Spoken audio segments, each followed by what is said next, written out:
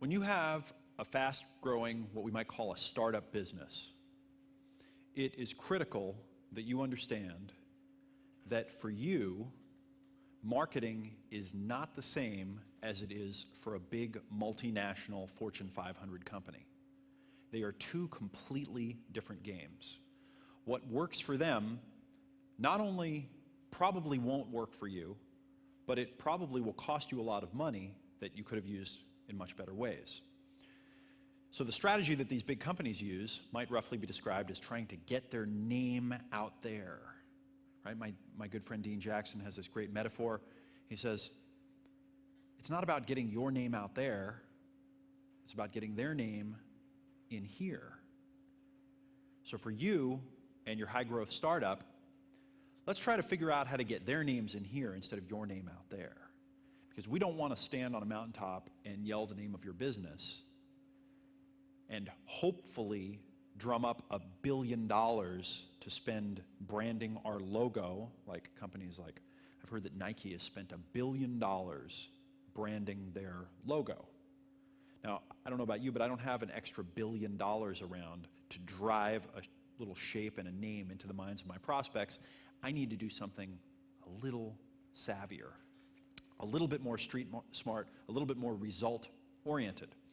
So, to me, the kind of marketing that we're going to do about getting their name in here is finding your audience, find your market, get in front of them, understand their needs, and then communicate clearly that your product or service, the thing that you offer, will deliver them to the promised land, will help them get the result, the outcome, the delivery from the fear, the anxiety, the pain that they seek at a fair price, and you'll make an offer to do it. You might want to write this down. Marketing is about conversion, not communication. Marketing is about conversion, not about communication. You're not trying to communicate with people, you're trying to get them to come in and convert and give you money in exchange for what it is that you're trying to sell. Now in this program, we're going to talk a lot about the design of your advertisements and your marketing. We're going to talk about offers and headlines and copy, and we're going to talk about all those fun things. But I want to point out here that I believe that there are elements that are far more important than those. Right? Most people go right to, I want to write the ad. How do I write the copy? How do I design the headline? What do I do? If you don't understand these other pieces, you're going to be doing those in vain. So things like your market, your model, your strategy, these are more important than the words that are written at the top of your ad. Far more important, really. So what is your market? Your market is a combination of the people that you sell stuff to, right, your target market, and the products and services that you sell. When you put those together, you have people that need stuff and stuff that they need, and they're buying it, and that creates a market. We'll talk a little bit about your market in the next section. But for now, you have to understand that understanding that, narrowing your focus, creating a category, dominating your niche, these are very important elements. You have to understand your market. Your strategy. Your strategy is your psychological approach. You hear this word strategy used a lot. I'm going to use it in a certain sense. It's not what you're doing, but kind of how you're doing it, the method, the methodology, the philosophy you're using to kind of get there.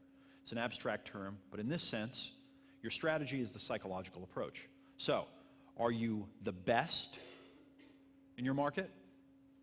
Are you the cheapest? Or are you the unique new solution that wasn't available before?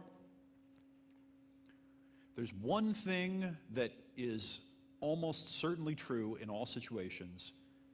It's that the guaranteed way to fail is to try to be all things to all people. And it's a fundamental mistake that most of us make in business. We want to market to everybody. We want to talk to everyone instead of understanding the person that needs and wants our product the most and talking just to them. And then your model. Your model is how all the puzzle pieces fit together. It's the marketing channel that you market through, like print or TV or the internet.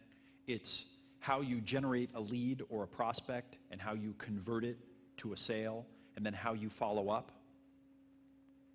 It's how you upsell someone to the next product or service while they're purchasing. It's all of these steps in a spreadsheet in a real model with metrics so you can see how they affect each other and how they influence each other, and how if you grow, it will scale and how the numbers will change. And if you, as you're testing and as you're learning, I realize when you start out, you need to get an ad that works, you need to get a lead conversion system that works, whatever. But as you're building these, if you do not put these all together into a model that you can show me a diagram of and show me how they all affect each other and how when you pour the leads in the top, how they come out and how the money comes out and how the ROI looks, you don't have a model and you don't have a business. So from the business world, just so you have a frame of reference, here are some examples that I thought of that are interesting business and marketing models that have been very successful, have made a lot of money. Retail distribution is one model that seems to work very well. You create the product, you find the distributors, the retail outlets, you go to them and say, sell this thing, and I'll support it with my marketing, and then I'll give you the product, and you've got a lot of foot traffic, and you've got the customers, so we'll put it there. That's one model. Another one, subscription. You've seen magazine subscriptions, book of the month subscriptions, movie of the month subscriptions. These are interesting models. They're more of a long-term model where you try to get someone in the beginning and you get them to subscribe so you can sell them many things with one sale. Or how about infomercial models? Most people don't realize that infomercial models are not usually about selling the thing that's on the infomercial. That thing is just a lost leader or something to get you to pick the phone up and call with your credit card in hand to buy something because you're hot to buy, and then they sell you a bunch of other things, right? I knew someone that worked at, you remember back years ago, Don Lapre, who had the infomercial with the tiny classified ads. You could make money, and he sold that kit for 30 or 40 bucks. Well, the rumor was, this is just hearsay, but he had a $100 million company built off of selling those little kits to place tiny classified ads and make money on late night infomercials. And they weren't making their money from the kits. They were making money from upselling to services and merchant accounts and business opportunities. A modern, innovative model is Dell Computers model. And what is their model? Well, part of their model that I think is brilliant is they get people to come to the website with all of their lead generation stuff, and the person comes in and goes through and starts building their dream computer and selecting all of the parts, and in the process, what happens? They psychologically weave themselves into it, and they start to own this thing that they're creating. Right? I think of what they do as a marketing model. I don't think of it as just something that's convenient. And then by the time you get to the end, you've built this computer that you want, you've got it all ready, and you can see it and you can imagine it, and it's like, okay, well, I guess I got to buy the thing. I built it. Right? What about the Windows operating system? They have a fantastic model. Right? They find these distributors like maybe Dell that sell millions of computers. They make wholesale deals with them to put their operating system on those computers that are going out the door. They do that for several years. Next thing you know, everyone's using that operating system. Everyone's using software that's on there. And then, all their friends start upgrading and going to the next version. And, I can't open that file anymore because I'm using the last version. And, I got to get this new software. Oh, guess what? That new software won't run on the last version of Windows. I should go buy a new version of Windows. Oh, you know what? That's going to bog down my machine. I guess I should just buy a whole new computer that already has the new version of Windows. And it's this amazing, virtuous cycle. But it's a marketing model. It's a brilliant marketing model. The internet has brought an explosion of business models, all essentially new business models. I mean, there are really dozens of them. Some of the ones that I like, probably my favorite new, I mean, this has existed in the past, but this is a new variation of it, a new evolution of it. Affiliate marketing. You can sell something, you can allow tens or hundreds of thousands of people to be distributors. They can just drive leads who buy it. They get a check cut to them. You can have a third-party track, measure, pay the checks, do the whole thing. You just get a report. We've made a lot of money in our businesses through affiliate marketing. It's amazing, and it's technology-enabled.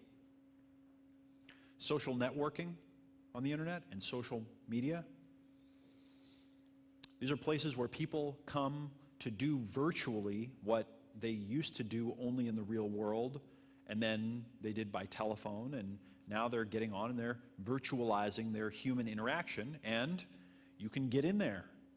You can even create personas that stand for your business, and you can have people be friends with a profile that they thought was a person but was really your business. This is very interesting stuff. Who knows what's coming down the pike. Now, most of the best models that I've found have one commonality, though.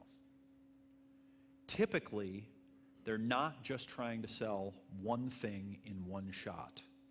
Most of the long-term successful models, the big ones that grow and scale, are doing more than trying to sell one thing in one shot. There are upsells. There's a back end. There's continuity. There are other products. There's a long-term lifetime value model. So I encourage you to think not in terms of marketing being, oh, I'm going to create a great ad and that's going to make all the money for me, but marketing being building a long-term relationship with a prospect and selling them one thing after another, after another, after another, to help them get the results that they're looking for.